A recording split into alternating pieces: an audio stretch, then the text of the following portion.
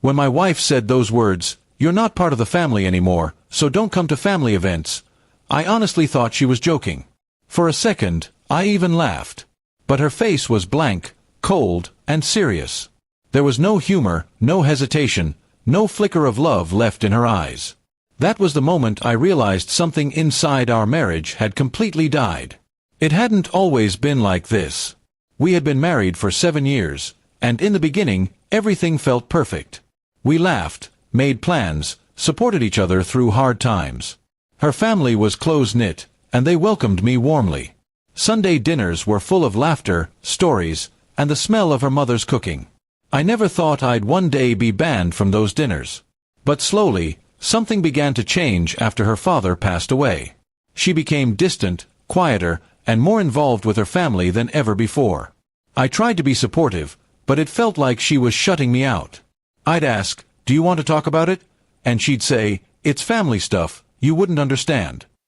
I brushed it off at first, but that line, "you wouldn't understand," became her favorite excuse for everything. Months went by, and I started noticing she attended more family gatherings without telling me. I'd see photos on social media, her smiling with her siblings, her mother, her cousins, but I wasn't there. When I asked her why, she'd say, "It's just easier this way. My family needs me, and I don't want drama." I couldn't understand what drama she was talking about. Then, one evening, her brother called me and said, "Maybe give her some space. Things are tough at home." I asked him directly if I had done something wrong. He hesitated before saying, "They just think, maybe you don't fit in anymore." That hit me hard. I didn't fit in. I had been part of their lives for years. I helped them when they moved, attended every event, supported them when they needed money. But apparently, that didn't count. When I confronted my wife, she didn't deny it. She said, "My mom and siblings think you've changed. You don't make an effort anymore." I tried to defend myself, saying that I had been working extra hours to pay bills and save for the house repairs. But she shook her head. "It's not about money. It's about energy. You're not really part of us anymore." Her words broke me. I told her that being a husband meant I was family, no matter what. She just sighed and said, "Not to them, and not to me either, not anymore." That was the moment I realized she wasn't speaking out of anger. She truly believed I didn't belong.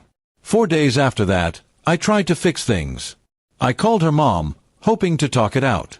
She didn't pick up. Her sister texted me, saying, "Please respect her wishes.